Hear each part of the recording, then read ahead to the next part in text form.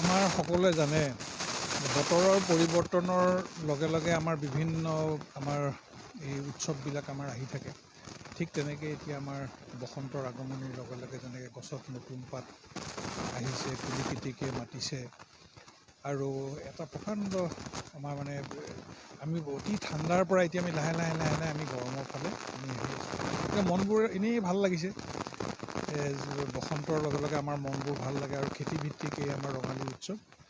গতিকে আমি সকলোৱে খুব উলহ মালহেৰে আমি ৰঙালীৰ আজি আমি গৰু বিহু আমি উদযাপন কৰিছোঁ আৰু ৰাতিপুৱাই গৰুক মাহ হালধি সানি নদীত গা ধুৱাই সকলোৱে আমাৰ যি আমাৰ এই গৰু বিহু উদযাপন কৰিছে। লগে লগে মই ৰাইজৰ লগতে ময়ো বহু নামঘৰলৈ আজি গ'লোঁ, ৰাইজৰ লগত মই সেৱা জনাইছোঁ আৰু গুৰুজনাই আমাক এভাগ খুব ভাল সংস্কৃতি আমাক দি থৈ গ'ল যে আমি বিহুৰ দিনাখন বিশেষকৈ গৈ আমি সকলোৱে নামঘৰত একত্ৰিত হৈ নিজৰ মাজত আমি মত বিনিময় আদান প্ৰদান কৰাৰ লগতে মনত যদি কাৰোবাৰ প্ৰতি কিবা বিদ্বেষ ভাৱো থাকে আজিৰ দিনটোতে এইবিলাক নিৰাময় হয়। মই আজি নিজে সেইটো এটা মই অনুভৱ কৰিছোঁ যে নামঘৰলৈ আহিছোঁ, গামোচা পিন্ধিছোঁ, ধুতি পিন্ধিছোঁ আৰু ৰাইজৰ লগত আমি মিল হৈছোঁ।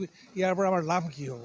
জনপ্ৰতিনিধি হিচাপে মই সেইটো অনুভৱ কৰিছোঁ যে সঁচাই আমাক এটা অপূৰ্ব সংস্কৃতি আমাক দি গ'লে এখন নাম ধৰ্মৰ জৰিয়তে আজি আমি নামঘৰত আমি উপবিষ্ট হৈ আটায়ে আমি আনন্দ লভিছোঁ।